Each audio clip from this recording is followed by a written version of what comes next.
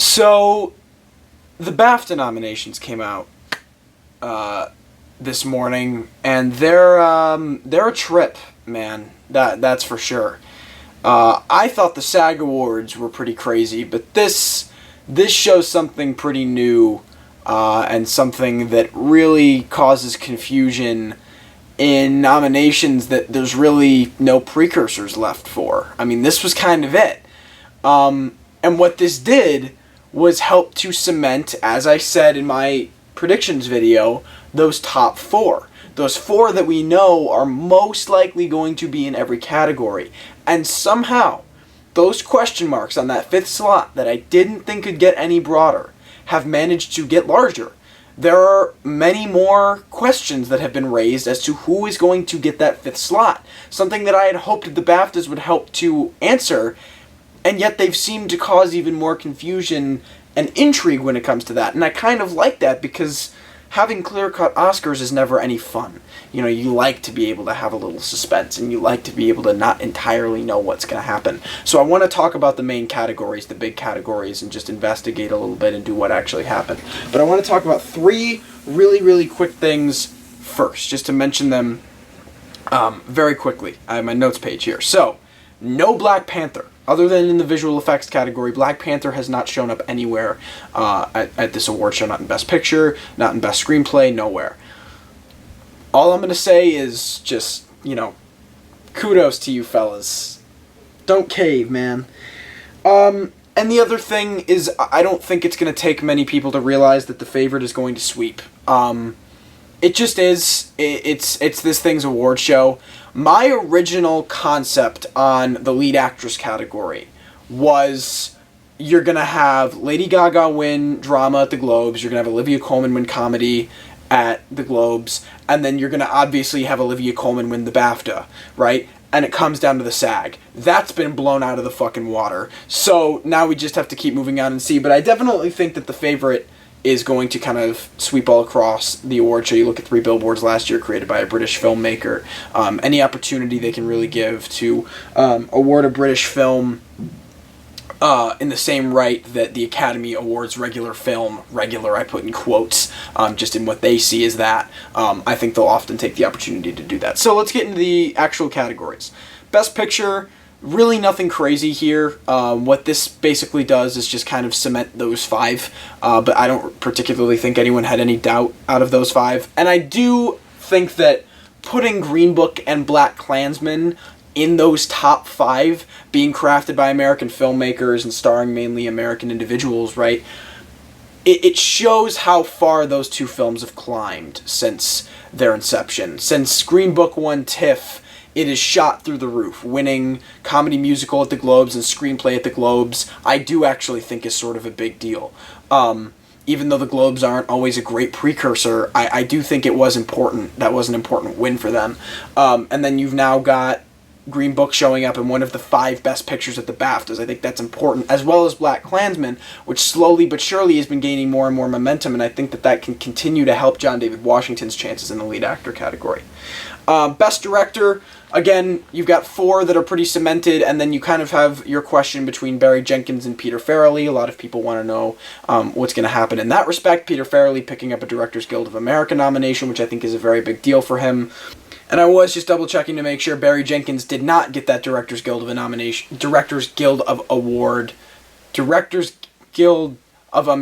award. He did not get one of those nominations.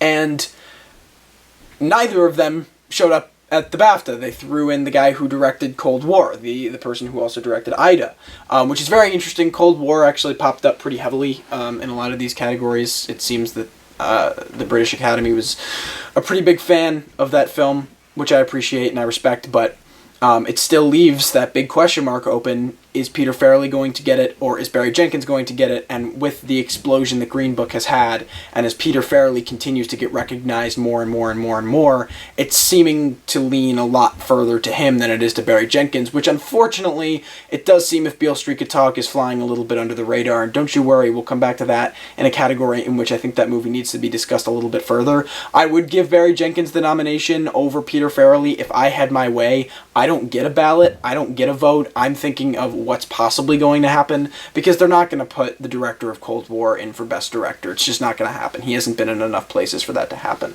So, again, it still causes that big question mark between Farrelly and Jenkins, but I think the distinction has become a little more clear, and I think you can definitely lean a little bit further in Farrelly's direction. Lead actor cemented the top 4. You got Christian Bale, you got Rami Malek, you got fucking the other 2 that I'm blanking on right now, and then you've got your 5th slot, right?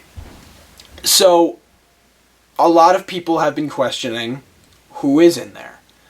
The question remains to be Ethan Hawke, Willem Dafoe, John David Washington. I think Ryan Gosling is out of the picture now completely. I've forgotten his fucking name when attached to First Man. I think Willem Dafoe is also out. I think them giving him a Golden Globe nomination was nice, well-deserved, but he's not a performance that I see getting attention. I don't see that film particularly blowing up. And the reason I'm not particularly acknowledging who they put in the 5th slot, Steve Coogan, is because I don't think that's going to happen. I think it's interesting that they actually chose to nominate Steve Coogan, whereas someone like the Golden Globes opted to nominate John C. Reilly for the same film. But again, it's, they had an opportunity to put a British actor in there, but I think this just shows how open that slot is. I mean, it could be Ethan Hawke or it could be John David Washington. At this point, it's just going to come down to the whims of what the Academy wants to vote for. Obviously, Ethan Hawke has taken some massive accolades, but slowly but surely, like I've been saying, with John David Washington gaining momentum as a result of Black Klansman itself gaining momentum, with First Reformed really not showing up in a whole lot of places at these major award shows, I'm obligated, in my personal and humble opinion, to give John David Washington the edge in terms of putting him in the leading actor category. I also find it difficult to believe they nominate Adam Driver for supporting actor while not recognizing John David Washington and his completely pertinent elements to the story. I find that very difficult to believe. So, Steve Coogan being in there seems to be kind of a BAFTA thing to me. I don't particularly think that's going to happen. Lead actress, again, you've got the 4 cemented, and then they threw in Viola Davis for Widows. Back in July, I would have told you with complete certainty that Viola Davis would be in the category of Best Actress. She had the perfect setup. You're in a Steve McQueen film, who is pretty consistent when it comes to at least showing up somehow, some way in the Academy Awards, at least as of recently. And you're Viola Davis. The last time you were nominated was the time that you won. It seems like her perfect shot, a perfect leading role for her, and unfortunately, the movie fell into mainstream media and sort of lacked the attention it needed to be picked up by these voters. But the BAFTAs seemed to nominate her for some reason. They seem to be drawn to her performance, which I find particularly interesting. Because again, like Steve Coogan, I don't particularly see this one happening. The lead actor and lead actress, the only thing that I think the BAFTAs have done, like I said, is just enhance that question mark. Now, what is interesting is Emily Blunt not being in the BAFTA nominations, which I think was something that she just should have had straight out the gate. She's a British performer playing an iconic British character. It seemed to me that Emily Blunt was almost kind of a shoo-in to be nominated here, and the fact that she wasn't, I think, does diminish her probability of being nominated over at the Oscars, but her main competition right now, Yalitza Aparicio, she hasn't been at the Globe, she hasn't been at the SAGs, and she wasn't here either. So, yet again, you've got this big question mark. You've got, Yalitza hasn't been anywhere, but in the one place that Emily Blunt absolutely should have been, she failed to show up and was replaced by a performance that has sort of withered away into nothingness. So you have to ask yourself now, really, what's going to happen? I don't think it's going to be Viola Davis. I really don't think the Academy is going to pay that movie any kind of attention, which is unfortunate because it's a very well done film. So now we have to question, if the British Academy is not even willing to give Emily Blunt a nomination, will the American Academy be willing to do the same? And if the SAGs show anything, it looks promising for her. But there truly is no way of knowing. Especially if they love Roma as much as it seems like they might love Roma, they could give it to Yalitza. We're going to have to wait and see. Again, it comes down to the Academy votes at this point. There's really no other way left to predict it. There are no more precursors left. So, I guess bear in there. Best Supporting Actor. Now we get a little more interesting because after the SAG nominations came out, it seemed like the Globes' mistake had been corrected. I have seen A Star is Born and I have seen Vice, and Sam Elliott is just better than Sam Rockwell. I love Sam Rockwell. I think he's a spectacular actor, but I think Sam Elliott puts on a better performance. And Missing out at the Globe isn't a huge deal. They've done weird stuff in the supporting categories at the Globes before, and then Sam Elliott coming back at the SAGs was obviously a big thing. But I do think him missing out here is important. I don't think right now he's considered to be the number one to win. I think right now you're looking at either Mahershala Ali or Richard E. Grant, and Mahershala Ali taking the Globe is obviously a pretty big deal for him. But I do think this one slightly diminishes his chance of being nominated in a sense, because Vice, yet again, has been picking up that steam. It was the most nominated film at the Golden Globes, which again doesn't mean everything in the world, but it does mean something. That's still important. Adam McKay picking up a Directors Guild of America nomination, I think, is a pretty big deal. So, if the Academy pays this film its due recognition, and if A Star Is Born continues to follow this descending track that it's been on, getting snubbed pretty much completely out of anything at the Golden Globes, an award show in which I think it should have done significantly better. I think that's where Bradley Cooper absolutely should have won. If at any award show, I figured he had it in the bag there. Same with Lady Gaga, and even for picture drama, I figured it was a strong frontrunner at the very least. And then to get underswept by Bohemian Rhapsody. So, if Vice continues on this upward track, and Star Is Born continues on its downward track, maybe you are looking at a scenario in which Sam Rockwell overtakes Sam Elliott. Would it be the right thing? No, but it's starting to become a pattern. The SAGs are an exception, and I'd like to see what happens there. But I do think this is a big thing for Sam Elliott's chances, and for the increasing chances of Sam Rockwell. I think it's something to look out for at this point. And maybe Sam Elliott isn't as much of a lock as we thought he was, and maybe Sam Rockwell's a stronger underdog than we had originally anticipated. Yeah, let's talk about supporting actress, shall we? Because, fool me once, shame on me, fool me twice, something's going on. The first time Regina King missed out on being nominated, I think everyone agreed that was a huge deal, especially missing out on the SAG, which is a huge precursor, in my opinion, to the Academy Awards.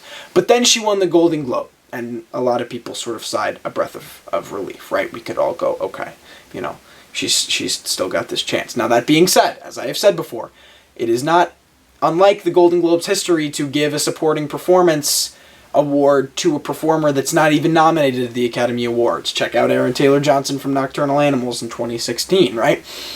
But then, to, again, miss out on being nominated, I think is huge. My gut tells me Regina King will still be nominated at the Oscars. They replaced her with Margot Robbie in this category, and she has shown up before. She was in the SAGs. And I think, the BAFTAs, it's a British performance. It's a British character.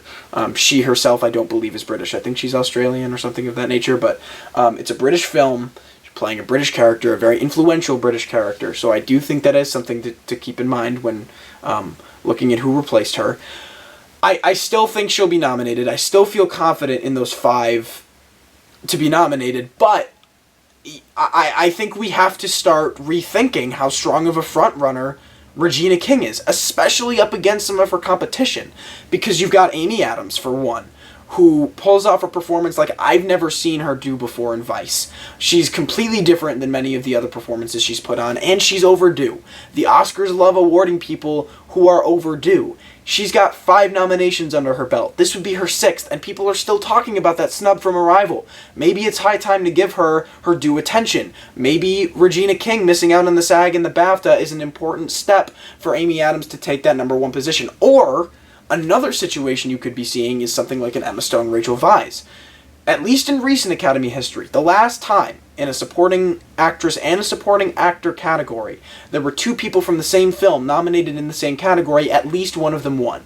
With 3 Billboards, you had Sam Rockwell and Woody Harrelson nominated, and Sam Rockwell won, and then a supporting actress, the last time it happened was in 2012, and it was Jessica Chastain and Octavia Spencer won. And then the time before that, it was The Fighter with Melissa Leo and Amy Adams, and Melissa Leo won. I'm not saying this is something that happens consistently in Academy history. If you look at times where it's happened as opposed to times where it hasn't, it's more often not happened. Now, that being said, in recent Academy history, it seems to start becoming a trend, where if 2 people from the same film are nominated in the same category, one of them seems to win.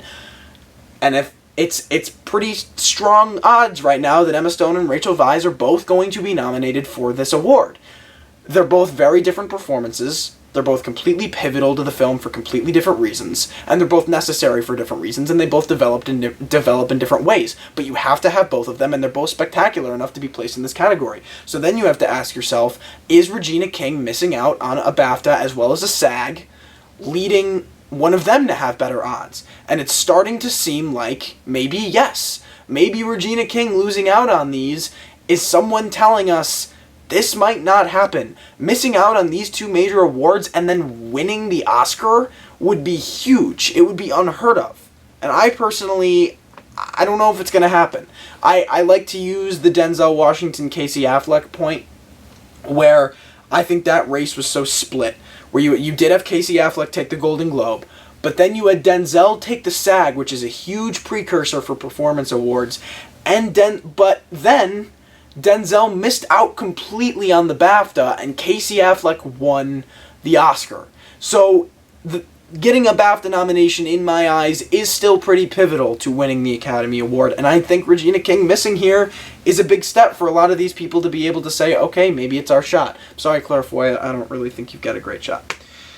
Screenplays. I want to talk about the original and adapted screenplay sort of blanket, because I do think you have 4 cemented and you have another question mark. So you had First Man in the adapted screenplay category, where I had originally had Black Panther.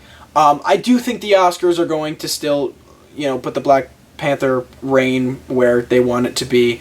I just think the BAFTAs and the British filmmakers might have seen Black Panther as what it really is, kind of mediocre, and I don't particularly think they eyed to award it in a sense. But I do think the Academy might still feel obligated to give it these nominations, and with First Man's falling track record and the fact that it's gone so far under the radar, I think that would be an easy replacement for them to just kind of throw Black Panther in there. I'm not saying First Man is an improbability. I think if it's going to show up anywhere other than supporting actress, it would be in a screenplay category. But that movie is so far into nothingness, and Black Panther, since February, has stood up on this high pedestal, whether it deserves it or not. I think that it's still got that momentum going to get it in that category. And then in original screenplay, you have Cold War making it in, which I think most people will agree is probably not going to happen. I do think that movie will be in foreign film, but I think that the BAFTA saw something in the film that it looks like Academy members from America are not particularly recognizing. But that's another big question mark. You kind of have to ask yourself what's going to shoe itself in to original screenplay. Could you see something like First Reformed? And if that happens, does that help Ethan Hawke's odds, or do you see something like The Lobster, where 8th Grade shows up and is nominated for nothing else, but they recognize it for the fact that its screenplay is pretty impressive?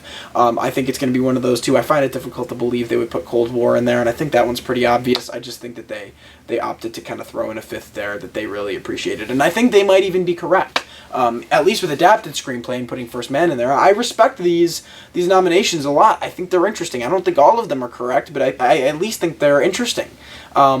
I looked at them this morning and I sat in bed for 15 minutes analyzing them, because it makes this race even more interesting.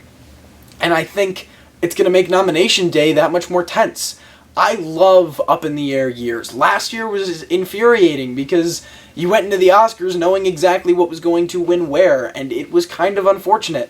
And this year I think you have something different, and I'm really excited about that, and I think these BAFTA nominations have gotten my head swirling that much more. I cannot wait for the nominations to be released. So, that is my analysis video. Thank you guys so much for watching. Let me know in the comments below what you thought. Do you agree with me? Do you disagree with me? What do you think of the actual nominations in general? In terms of what's coming up, I believe it's this Sunday are the Critics' Choice Awards. I will be live streaming my reactions to those and uploading the VOD as I did with the Golden Globes. So if you want to come check them live and chat with me, please feel free to come out and do that. And if not, if you're not able to make it, if you're watching it with family or doing whatever and you want to watch the VOD, it will be uploaded probably the next day after it goes live. Lots of stuff coming up. We've got the Oscar nominations, which I'll be doing a reactions video to. Unfortunately, I won't be able to do that live because I will be in the middle of taking a final, but I will still be doing a video. I'm going to keep my phone off all day, and then I'm going to go home, and I'm going to sit at my computer, and I'm going to watch them, and I'm going to react to them, and it'll be great. Lots and lots of stuff coming up. My what should be nominated for the Oscars video is coming very soon, and hopefully my Tech Awards video is coming pretty soon. So again, thank you guys so much for watching. This channel keeps growing immensely, so thank you for sticking around. If you're an old subscriber and if you're a new subscriber, welcome, and I hope you stay with me through the rest of this journey, and I'll see you all next time.